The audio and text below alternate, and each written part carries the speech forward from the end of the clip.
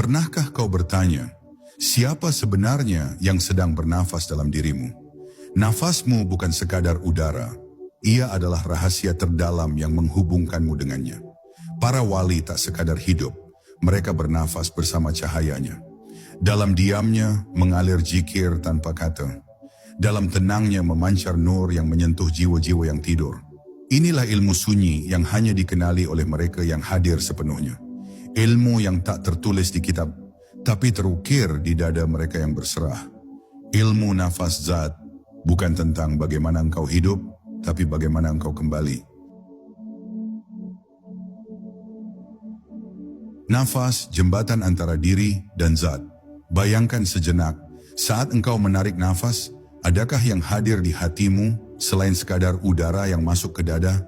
Para arif billah, mereka yang hatinya telah bercahaya oleh makrifat, tidak pernah memandang nafas hanya sebagai proses biologis. Bagi mereka, setiap tarikan dan hembusan nafas adalah titian menuju zat yang maha halus. Nafas bukan sekadar gerak tubuh, tapi jembatan yang menghubungkan makhluk kepada Sang Pencipta, jalan batin yang dilewati oleh cahayanya. Di dalam keheningan malam, di saat dunia tertidur, para wali Allah berzikir bukan hanya dengan lisan, tetapi dengan nafas. Mereka tidak mengucapkan namanya dengan suara, melainkan membiarkan zatnya mengalir lewat nafas itu sendiri. Dalam keheningan itulah rahasia besar ilmu nafas zat mulai dibuka. Sebuah jalan yang tak banyak diketahui, bahkan oleh mereka yang ahli dalam ilmu syariat. Karena nafas ini, apabila disadari dengan kesadaran hakiki, akan menjadi pancaran cahaya ilahiyah yang menyinari batin seorang hamba. Ketika seseorang hidup dalam kelalaian, nafas menjadi gerak otomatis yang tak disadari. Tapi ketika kesadaran ruhani mulai tumbuh, maka setiap nafas menjadi permadani zikir. Di titik ini, nafas tidak lagi dikuasai oleh ego, melainkan dikembalikan kepada pemilik sejatinya, zat yang maha hidup. Ini bukan sekadar teori, melainkan pengalaman batin yang hanya bisa dirasakan dengan keheningan hati dan penyerahan total. Para wali memulai dengan menyadari irama nafas mereka, lalu menghubungkannya dengan asmanya yang tersembunyi. Dalam diam, mereka mendengarkan bisikan jiwa, suara yang tak terdengar oleh telinga, namun menggetarkan ruh. Nafas bukan lagi sekadar alat hidup, melainkan pembuka tabir antara alam syahadah dan alam gaib. Disitulah mereka mulai menyelam lebih dalam, bukan ke dalam dunia, tapi ke dalam dirinya, dan akhirnya menemukan zat di balik dirinya sendiri. Di dalam ilmu nafas, zat yang mengalir bukan hanya udara, yang mengalir adalah nur, cahaya suci dari zat yang menembus relung hati paling dalam. Dan hanya jiwa yang bersih, yang telah dihancurkan dari ego dan keinginan dunia, yang sanggup menampung cahaya itu. Maka tak heran jika para wali tampak biasa di mata manusia, namun dalam batinnya mereka sedang berjalan bersama Allah. Ilmu ini bukan ilmu yang bisa dicari lewat buku atau didengar dari banyak mulut. Ilmu ini turun langsung dari langit ruhani, masuk ke dada hamba-hamba pilihannya. Dan itu pun hanya ketika mereka telah siap untuk tidak lagi merasa memiliki apapun, bahkan dirinya sendiri. Karena hanya hati yang kosong dari segalanya, yang bisa diisi oleh segalanya. Itulah permulaan dari ilmu nafas zat. Sebuah langkah awal untuk mengenal bukan hanya siapa diri kita, tapi siapa yang menghembuskan nafas ke dalam diri ini sejak awal. Dan ketika itu disadari, engkau tidak akan lagi bernafas hanya untuk hidup, tetapi untuk menyatu dengan yang maha hidup. Nafas sebagai wadah nur ilahi. Dalam sunyi yang paling dalam, di antara detak jantung dan desir angin malam, ada satu gerakan halus yang terus berlangsung tanpa henti, nafas. Ia lembut, tapi menyimpan rahasia yang lebih dalam dari samudera. Bagi para wali, nafas bukan hanya penanda kehidupan jasmani, tetapi adalah tempat bersemayamnya nur ilahi. Ia adalah wadah yang disiapkan oleh Allah sendiri, agar cahayanya dapat mengalir melalui tubuh fana ini menuju dimensi hakikat. Di saat manusia awam menganggap nafas sebagai mekanisme tubuh, para arif sudah lama menjadikannya sebagai wasilah untuk mengenal zat. Dalam tiap tarikan, mereka hadir. Dalam tiap hembusan, mereka melepas. Yang dihirup bukan hanya udara, tapi limpahan kasih sayang dari Sang Maha Lembut. Yang dilepaskan bukan hanya karbon dan udara kotor, tetapi segala ego, amarah, dan keakuan yang selama ini menutupi cahaya hati.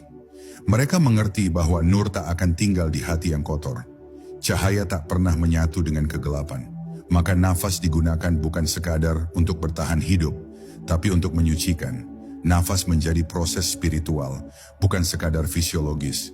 Dan semakin seseorang sadar bahwa nafasnya adalah milik Allah, semakin ia menjaga kesuciannya, baik secara jasad maupun batin.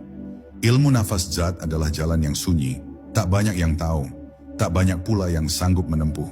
Karena untuk menjadikan nafas sebagai tempat mengalirnya nur, seseorang harus lebih dahulu membersihkan cawan dirinya dari semua kebisingan dunia.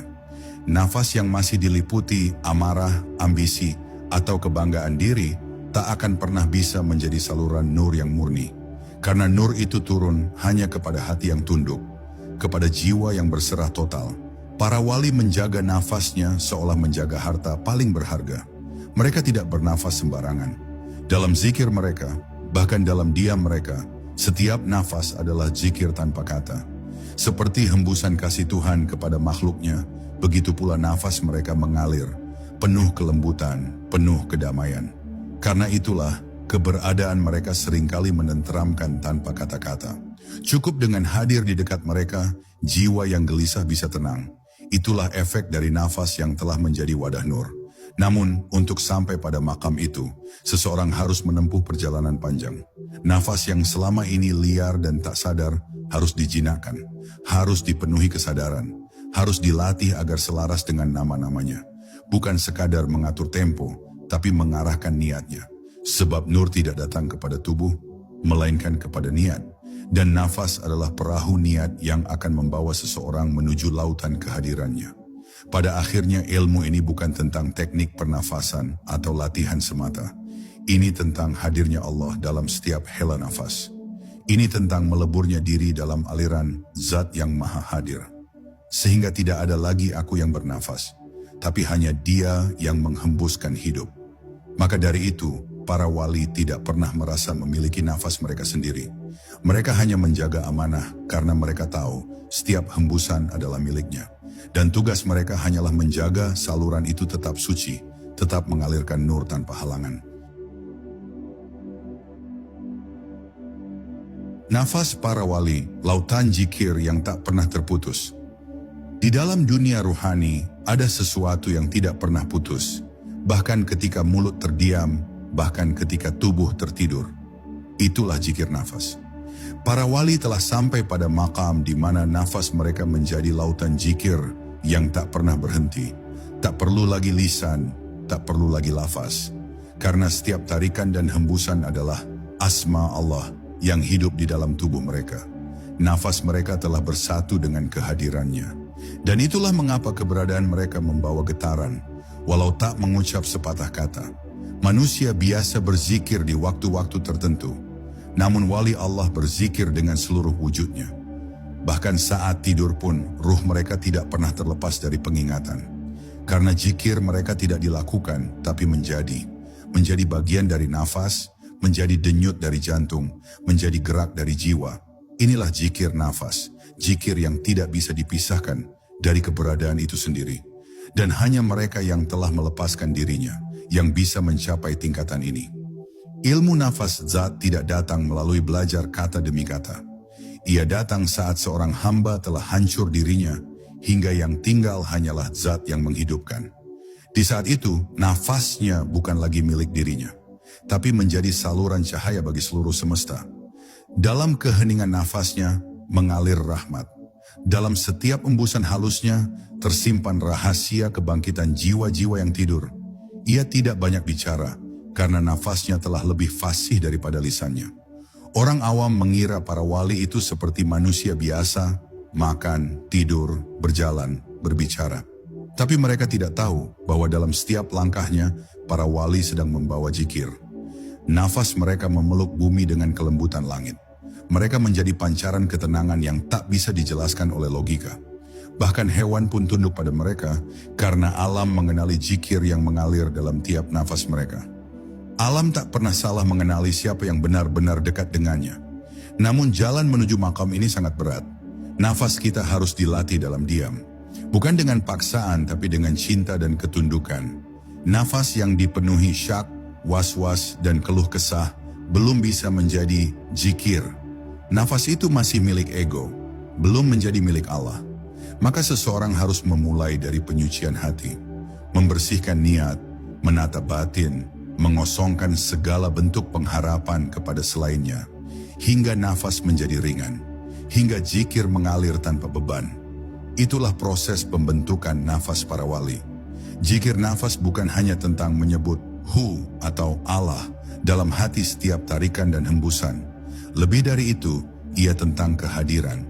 Setiap nafas disadari dengan kesadaran bahwa aku tidak ada, hanya Dia yang ada.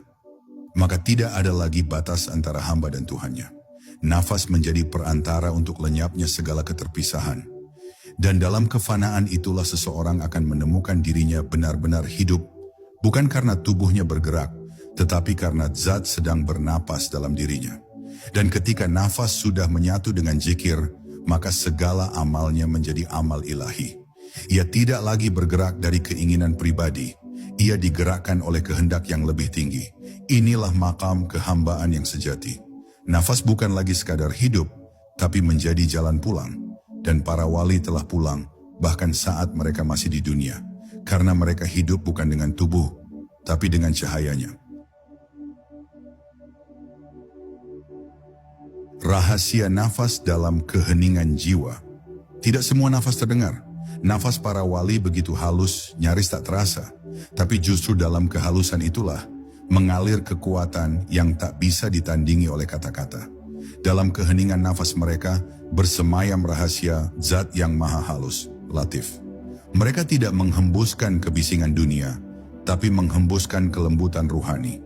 Nafas menjadi jendela sunyi, tempat di mana rahasia Tuhan dibisikkan kepada hamba yang terjaga. Ketika jiwa masih gelisah, nafas pun kasar. Ketika hati masih penuh lintasan dunia, nafas tak mampu menjadi tempat persinggahan nur. Tapi saat hati telah hening, ketika batin telah luruh dalam pasrah, maka nafas mulai berubah. Ia melambat, lalu menyatu dengan kedalaman. Ia tidak lagi milik jasad, tapi menjadi hembusan ruh. Inilah yang disebut para arif sebagai nafas yang suci, yang tidak sekadar membawa udara, tapi membawa cahaya kebenaran. Dalam keheningan nafas, para wali mendengar bisikan yang tak bisa dijangkau oleh telinga. Mereka mendengar sabda batin, suara dari zat yang tak bersuara. Karena hakikatnya, suara Tuhan tidak datang dari luar, tapi muncul dari dalam yang terdalam. Ia muncul saat hati telah cukup bersih untuk menangkapnya. Dan nafas menjadi alat pendengarannya. Bukan dengan telinga, tapi dengan ruh. Para wali tidak hanya mendengar, mereka merasakan. Nafas menjadi rasa, nafas menjadi kedekatan. Setiap tarikan menjadi pelukan ilahi. Setiap hembusan menjadi pelepasan terhadap dunia. Mereka hidup dalam napas yang tak pernah kosong darinya. Bahkan dalam keheningan, mereka tidak pernah merasa sendiri. Karena setiap detik, setiap hela, ada hadirat yang menyertai mereka tanpa jeda. Itulah sebabnya hati mereka tenang, meski dunia berguncang. Karena mereka bernafas dalam lautan zat, bukan dalam gelombang dunia. Bagi mereka, keheningan bukan kebisuan. Keheningan adalah percakapan suci, sebuah pertemuan yang tak bisa dijelaskan kepada siapapun. Karena ketika Allah berbicara melalui nafas, seluruh semesta menjadi saksi, tapi tak satu pun tahu. Inilah maqam rahasia, di mana seorang hamba telah masuk ke dalam ruang sunyi jiwa, tempat ia hanya berdua dengan Rabb-Nya. Tidak ada nama, tidak ada suara, hanya ada rasa. Dan rasa itulah yang menjadi zikir yang sesungguhnya. Jalan ini tidak mudah, sebab untuk mencapai keheningan, seseorang harus berani menanggalkan segalanya. Ia harus berani hening dari amarah, dari luka, dari pengharapan selainnya. Ia harus berani melepas segala keinginan, termasuk keinginan untuk mengerti. Karena keheningan nafas hanya bisa ditempuh oleh jiwa yang telah rela untuk tidak tahu, tidak punya, dan tidak menjadi siapa-siapa.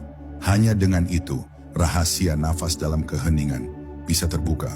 Dan ketika rahasia itu terbuka, maka seluruh hidup menjadi ibadah.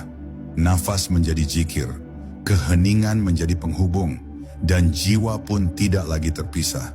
Ia menjadi bagian dari cahaya yang tak pernah padam. Nafas pun tidak lagi tentang hidup, tapi tentang kembali, tentang menyatu, tentang mengalir dalam kehendaknya, hingga tak tersisa sedikit pun ruang bagi kehendak diri. Nafas sebagai ladang penyerahan. Di titik terdalam perjalanan ruhani, para pencari menemukan satu kenyataan, bahwa nafas bukan miliknya. Nafas hanyalah titipan dari Zat yang Maha Memberi. Ia datang tanpa bisa ditolak dan pergi tanpa bisa dicegah. Dan disitulah letak rahasia besar ilmu nafas Zat, bahwa melalui nafas, seseorang belajar untuk menyerah. Menyerah sepenuhnya kepada kehendaknya, sebagaimana nafas datang dan pergi tanpa bisa dipaksakan. Ini bukan bentuk kelemahan, justru inilah kekuatan sejati, kekuatan dalam ketundukan. Para wali tidak menggunakan nafasnya untuk memaksakan kehendak. Mereka tidak mengatur dunia dengan keinginan. Mereka mengalir bersama takdir, dan nafas mereka menjadi saksi penyerahan itu. Setiap tarikan adalah penerimaan. Setiap hembusan adalah pelepasan. Mereka hidup dalam siklus ilahiyah, mengikuti irama semesta yang ditabuh oleh tangannya sendiri. Dan karena itu, mereka tidak pernah gelisah, sebab nafas mereka selalu berdamai dengan apapun yang Allah kehendaki. Penyerahan dalam nafas bukanlah kepasrahan pasif. Ia adalah kesadaran aktif, kesadaran bahwa tidak ada daya dan upaya kecuali dengannya. Dan ketika seseorang mulai menyadari ini dalam setiap nafasnya, maka seluruh hidupnya berubah. Ia tidak lagi bereaksi dari ego, tapi merespons dari ketundukan. Ia tidak lagi melawan gelombang kehidupan, tapi mengarungi dengan kelembutan. Inilah yang membuat para wali tampak tenang dalam badai dan kuat dalam ujian. Karena mereka tidak bernapas untuk bertahan hidup. Mereka bernapas untuk menyerahkan hidup. Setiap detik yang berlalu, setiap udara yang masuk ke paru-paru adalah pelajaran tentang fana. Dan nafas adalah guru yang paling sabar. Ia tidak pernah memaksa. Ia hanya mengalir dan mengajarkan kepada siapa saja yang bersedia mendengarkan, bahwa hidup ini bukan untuk dikendalikan, tapi untuk diserahkan. Dan dari penyerahan itulah lahir cahaya yang sebenar-benarnya. Cahaya yang tidak datang dari diri sendiri, tetapi dari Zat yang senantiasa menghidupkan. Dalam makam ini, para wali menjadikan nafas sebagai bentuk ibadah paling sunyi. Bukan dalam bentuk ritual lahiriah, tapi dalam bentuk perasaan terdalam. Saat mereka bernafas, mereka tidak sekadar hidup.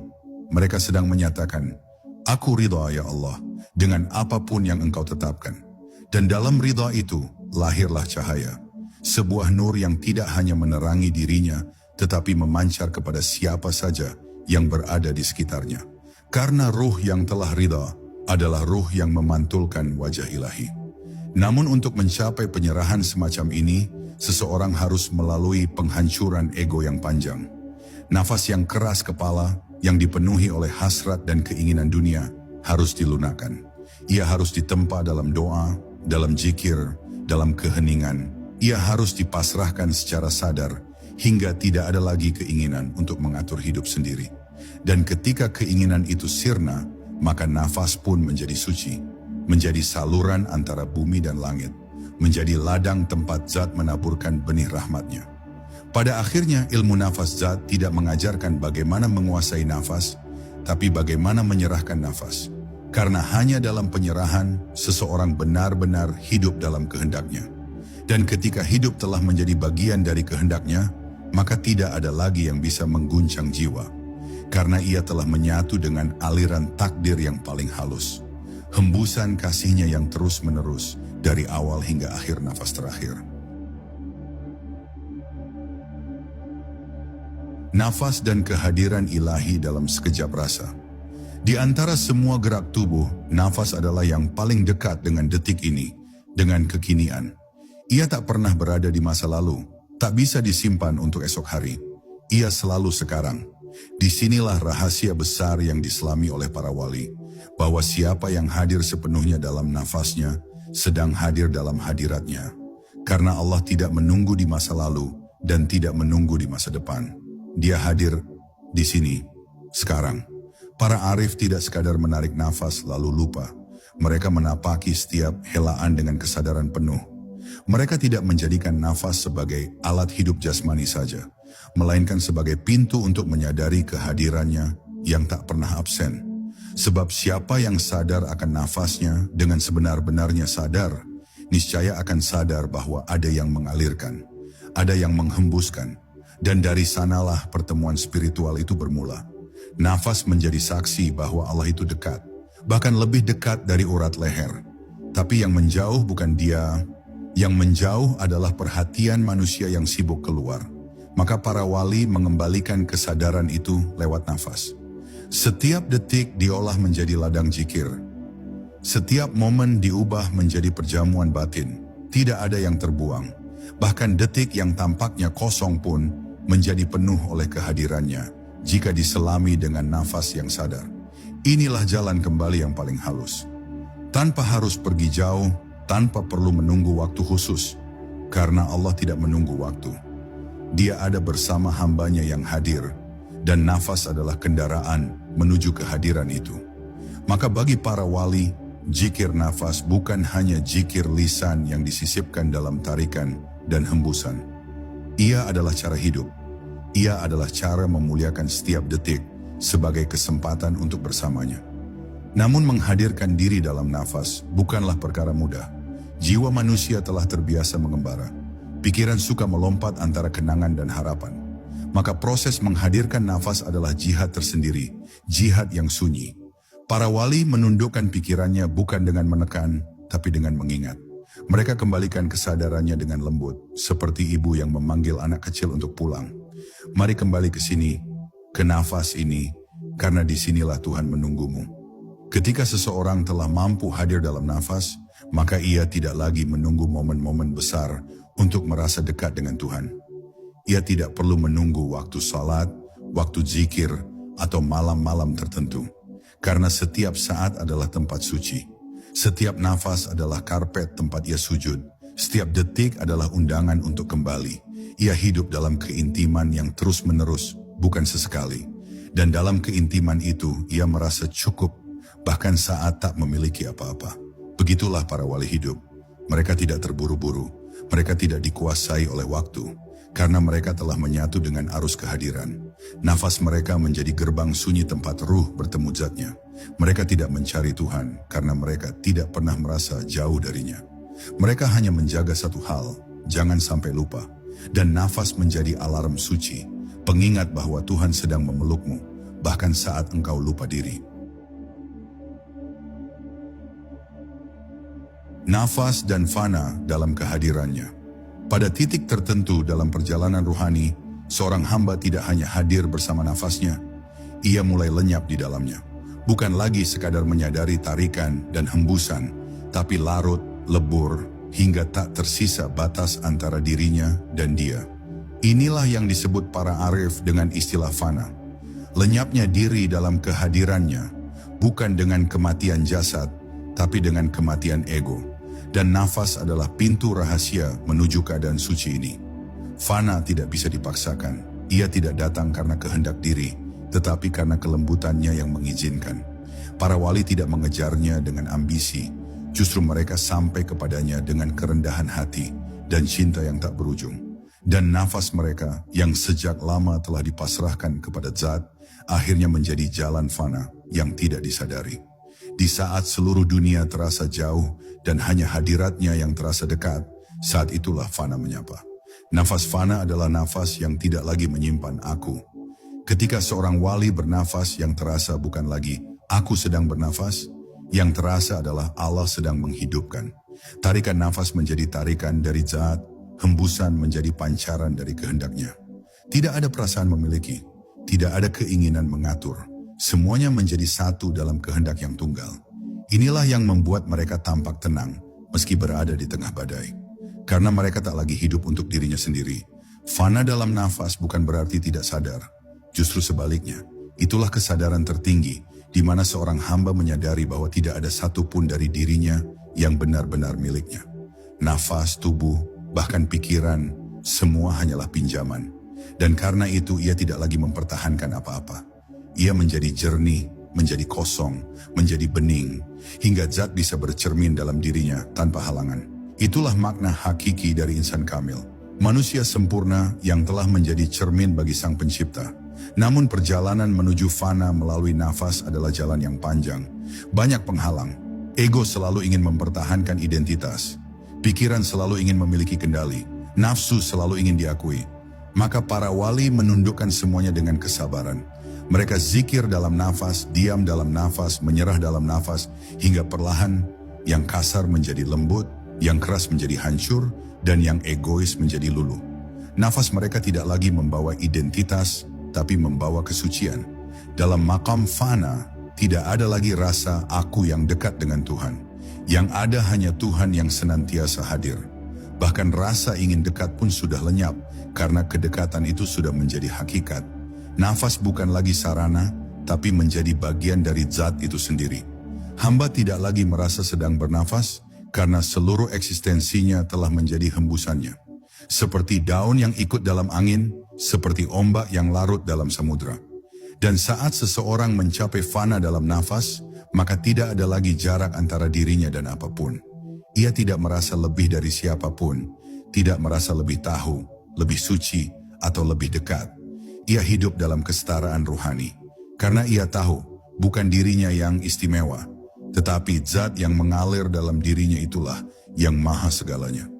Ia menjadi seperti udara, tak terlihat, tak disanjung, tapi menghidupkan.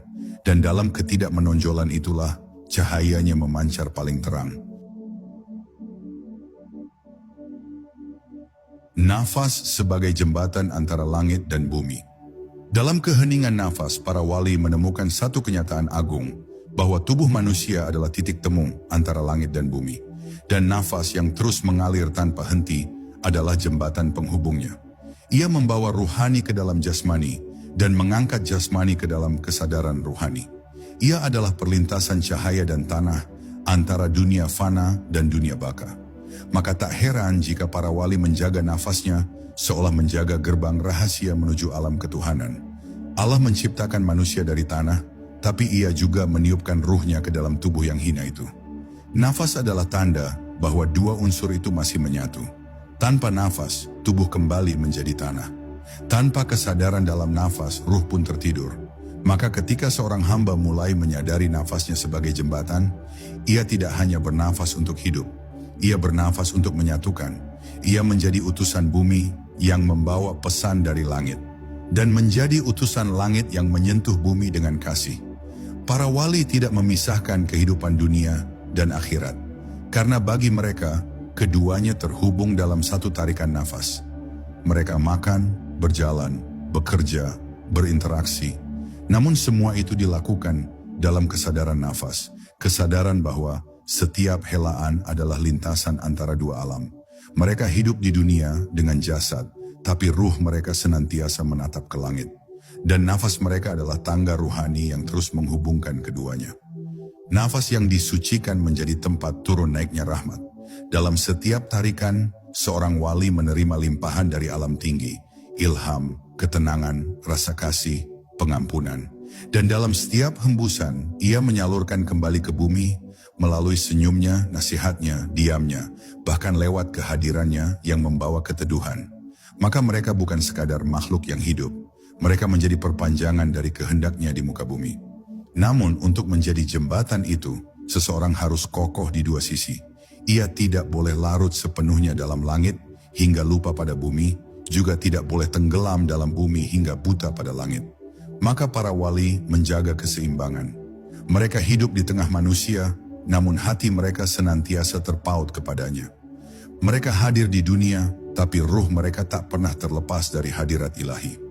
Nafas menjadi tali yang terus mengikat keduanya, agar tidak terputus.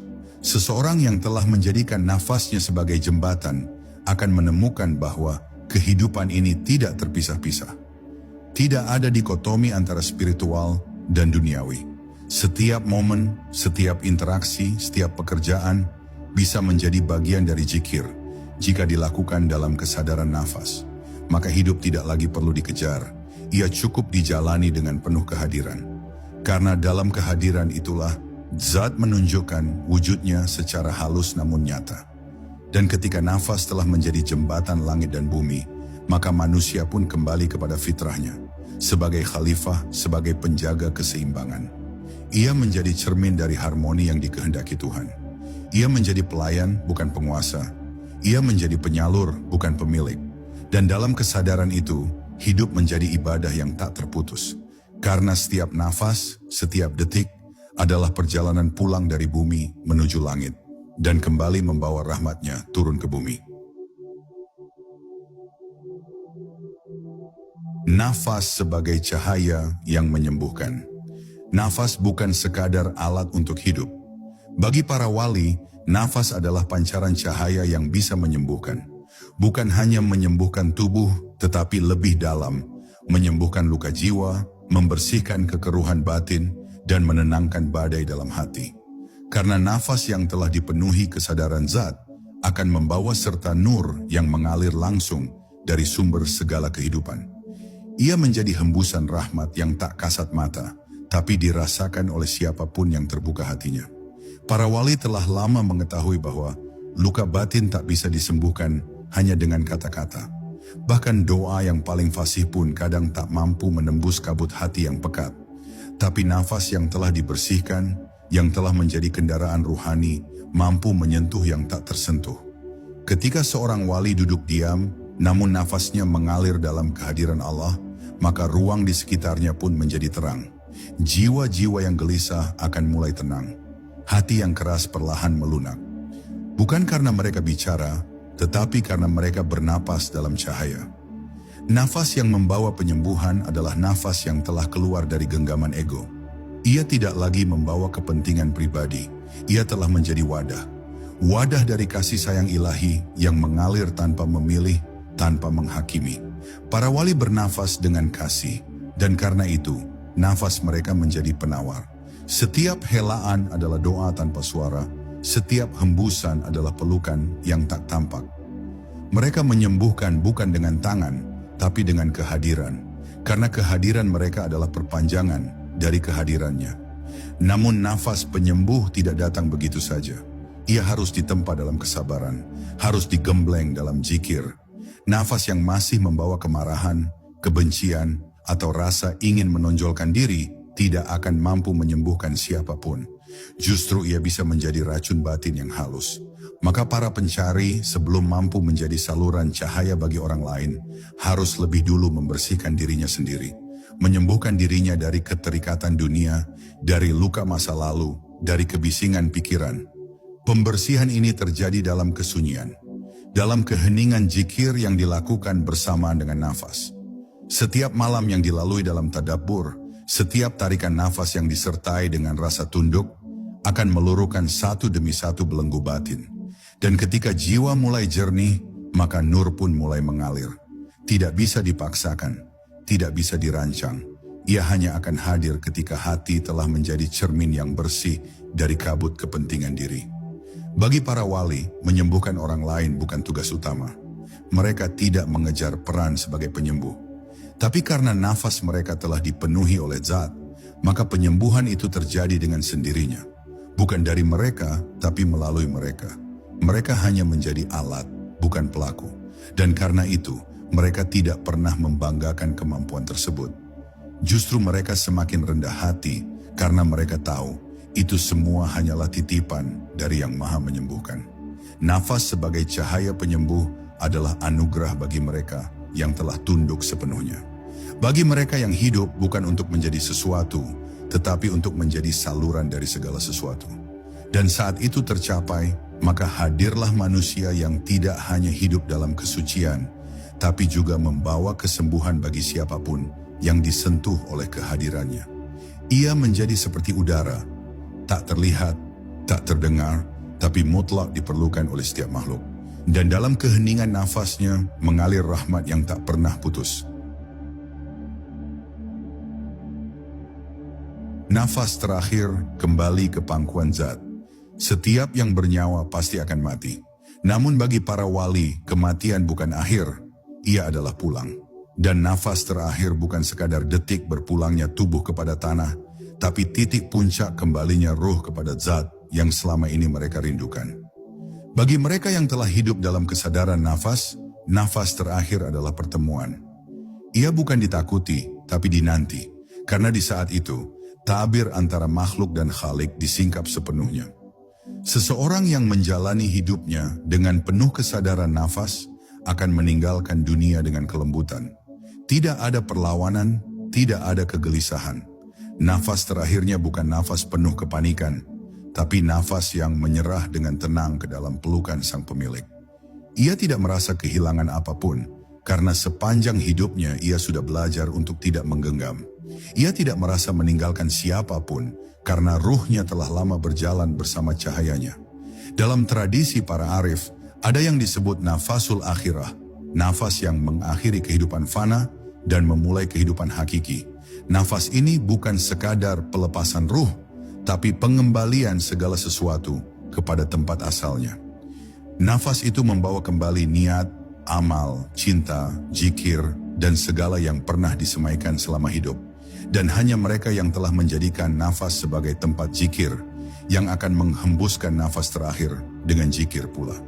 Tidak dengan lisan, tapi dengan batin yang telah melebur dalam namanya. Para wali telah lama mempersiapkan nafas itu, bukan dengan rasa takut, tapi dengan rindu. Karena mereka tahu, hidup ini hanya pinjaman, dan nafas adalah pengingat bahwa setiap detik adalah langkah menuju pertemuan. Mereka menjaga nafasnya siang dan malam, tidak untuk memperpanjang hidup, tapi untuk memperdalam makna hidup. Mereka tidak mengukur hidup dari jumlah nafas yang dihela, tapi dari seberapa banyak nafas yang diisi dengan kehadirannya. Ketika waktu itu tiba, saat nafas terakhir meninggalkan dada, seluruh semesta menjadi saksi. Bumi bersaksi bahwa ia pernah diinjak oleh seorang yang jernih hatinya. Langit bersaksi bahwa ia pernah menurunkan rahmat melalui jiwa yang menjadi salurannya. Dan para malaikat pun bersaksi bahwa hamba ini telah menjaga amanah nafasnya dengan suci. Maka ia pun dijemput, bukan dengan teriakan, tapi dengan kelembutan cahaya yang telah lama ia kenali di dalam diam. Dan saat nafas terakhir itu terhembus, dunia diam, namun ruhnya mulai bernyanyi. Karena baginya, kematian adalah permulaan kehidupan yang sebenar-benarnya. Nafas yang terakhir itu bukan kehilangan, melainkan pertemuan yang selama ini dinanti. Ia kembali, bukan dalam kehampaan, tapi dalam pelukan zat yang tak pernah berjarak. Dan segala kesadaran yang pernah ia bangun di dunia, kini menyatu dalam satu keutuhan hakiki. Wahai jiwa yang sedang mendengar ini, renungkanlah, nafasmu hari ini bukan hanya tanda bahwa engkau hidup. Ia adalah pesan, isyarat, sekaligus pengingat bahwa setiap helaan adalah peluang dan setiap hembusan adalah penyerahan. Di balik nafas yang terus mengalir, ada zat yang selalu bersamamu, bahkan saat engkau merasa sendirian. Para wali tidak mendapatkan cahaya dalam sekejap. Mereka meniti sunyi nafasnya dalam keheningan panjang, menapaki malam demi malam dalam zikir yang tak bersuara, hingga nafas mereka tak lagi sekadar milik tubuh, tapi menjadi miliknya. Mereka tidak berbicara banyak, tapi nafas mereka berbicara dengan semesta. Dan semesta pun mengenali mereka sebagai kekasih yang pulang dengan damai. Jangan tunggu usia tua, jangan tunggu kematian mendekat. Mulailah dari satu nafas yang engkau sadari. Tariklah dengan rasa syukur, hembuskanlah dengan kerelaan. Ucapkan dalam diam, engkaulah yang menghidupkan, engkaulah yang kusebut dalam setiap helaanku. Maka engkau akan merasakan bahwa hidup ini tidak jauh darinya. Bahkan ia lebih dekat dari nafas yang kini sedang mengalir dalam tubuhmu.